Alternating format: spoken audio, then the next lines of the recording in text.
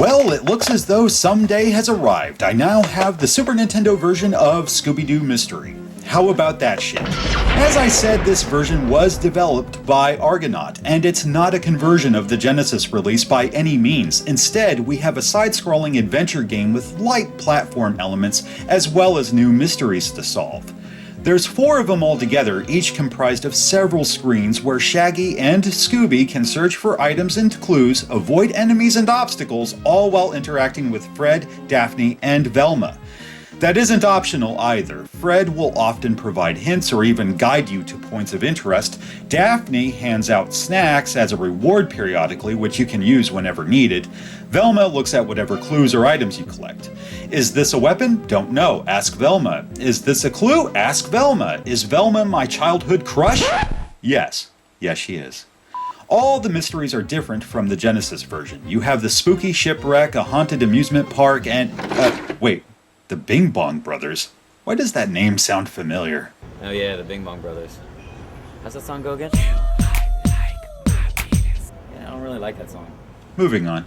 We then have the Spooky Swamp and Bradshaw Manor. You must play them in order too, no skipping here, unless of course you go online and write down some codes. Oh fuck, look at that. That's a marked fucking improvement right there. To be totally fair, those Genesis codes had to record a lot of data, meaning you could come back without having to repeat any puzzles. Here, the password is only good for skipping a mystery you've solved. That's nice. So, once Velma has enough clues, it's time to trap the big bad. Fred comes up with a plan, then you collect all the necessary items, assemble it, lure Big Bad into said trap, and... really? That's all there is to it. Compared to the Genesis game, these puzzles are very simple and straightforward. Velma eliminates much of the guesswork. You won't be idle long fiddling about with 10 commands, pecking around at busy backdrops with your cursor. No, you have the whole gang helping you out at every turn. Now, before I get too carried away, I want to talk about all that superficial stuff. Like Illusions Gaming, Argonaut really captured the essence of the show with both graphics and sound. The animations look smooth, lots of color, and cool atmospheric effects like that eerie light from Scooby's lantern or the rolling fog. This is really a beautiful fucking presentation. I don't hear much in the way of original music, just score from the show lovingly recreated here, accompanied by some clean voice samples and appropriate sound effects. Although, I gotta ask, where's the theme song?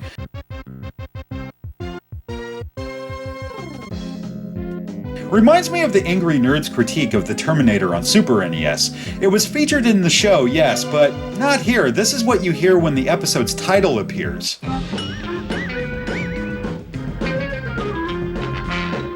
Kinda weird, though. I'll let it pass. I feel the meat and potatoes of any adventure game are the puzzles. On Super Nintendo, they're easy to work out and unimaginative. If anything had me guessing for a hot minute, it was using Scooby to sniff out hidden items. You have to hold down search to get anywhere, not tap it. I got it sorted though. Still, that's not to say Argonaut didn't find ways to balance it out. That's where hopping platforms and going up against enemies comes into play, not to mention these goofy bonus rounds. Although, platform jumping and attacking highlights one major problem with this fucking game. That is control. Every now and then, presses just won't register. It pisses me off most when jumping because you have to be pretty fucking exact when landing. Otherwise, you fall through. The Spooky Swamp is especially irritating because this can lead to death right quick. Yes, you can die in this game. I mean, not really. I guess you get so scared that you say, fuck mysteries, let's have punch and pie. Let's vote on it. Mystery or pizza pie?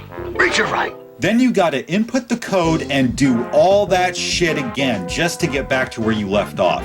That is a fucking pain in the ass that cuts straight to my tailbone like a goddamn scalpel. As for the proverbial salt in my metaphorical wound, this brings me to the enemies.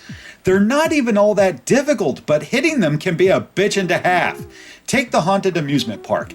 I have this big-ass mallet, thank Christ, because throwing shit's more trouble than it's worth with that fucking arch, that will take them out a foot away, but sometimes they demand pinpoint accuracy. What the fuck is that about? You trying to get closer, but again, it doesn't register, and yeah, you're fucking dead. Even this rat can drain your life in 2 seconds, or this haunted unicycle. I know Shaggy and Scooby are wimps, but come on. Nothing compares to the occasional glitch that forces you to restart the level. I'm not sure if this problem resides in the code or maybe my cartridge sucks. In any case, I would be hopping around in this truck trying to nab this torch. On 2 separate tries, the game wouldn't let me pick it up. I tried leaving and coming back, but nothing doing. I decided to die and restart the level. That did the trick. Initially, I thought this game was okay. Sure, the puzzles aren't too demanding and response time is below average at best, though not terrible. However, shortly after I entered the haunted amusement park for the 8th fucking time, something occurred to me. The poor control, wonky jump mechanics, rapidly depleting health, those fucking rats. Yes, it reminded me of another adventure game based on yet another beloved cartoon from my youth.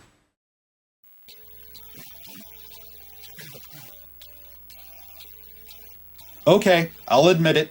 The Genesis game's better. Way better. It may be difficult, though it has everything to do with how the puzzles are devised.